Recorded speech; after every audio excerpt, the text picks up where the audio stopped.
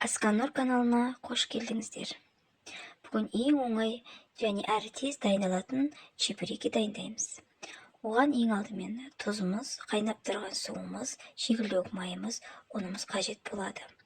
Тұзымызды, суымызды, шикілдеуік майымызды, ұнымызды қосып, жақсылап қамыр илеп аламыз.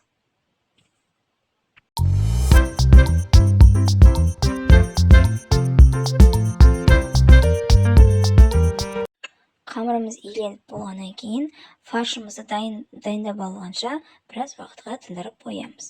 Фаршымыз, оған ішіндегі начинкасына фарш керек болады, сарымсақ, тұз, бұрыш қажет болады. Бұл жерде өздеріңіз білесіздер, мен фаршқа тұз бен бұрышты салдым, сарымсақты бөлек қуырып, үстіне фарш салып, фаршты қуыратын боламын.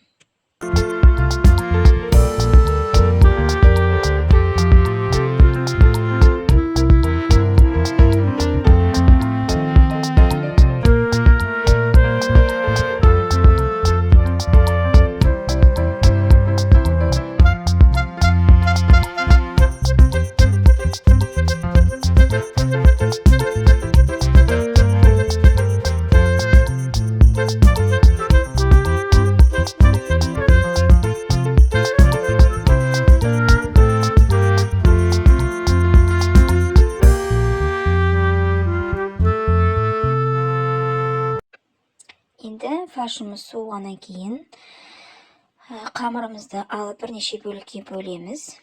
Және мен бұл жерде қамырды жайып та істеуге болады. Варенике жасайтындай дөңгелетіп кесіп алуға да болады.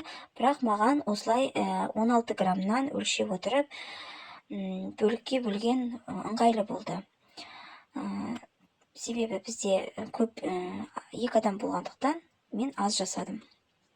Бірнеше бөлікке бөліп алдым, 16 граммнан өлшеп отырып, соған әрбіреуін дөңгелетіп жайып алдым да, фаршымды салып, чебурекимді жасадым.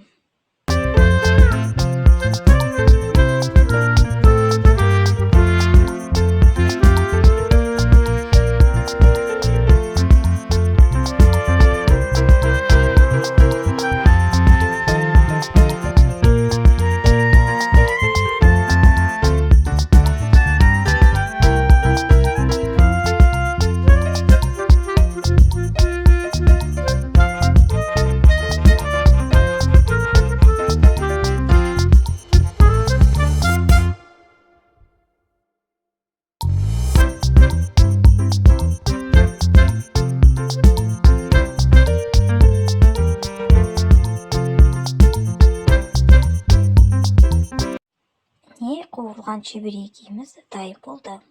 Ас болсын.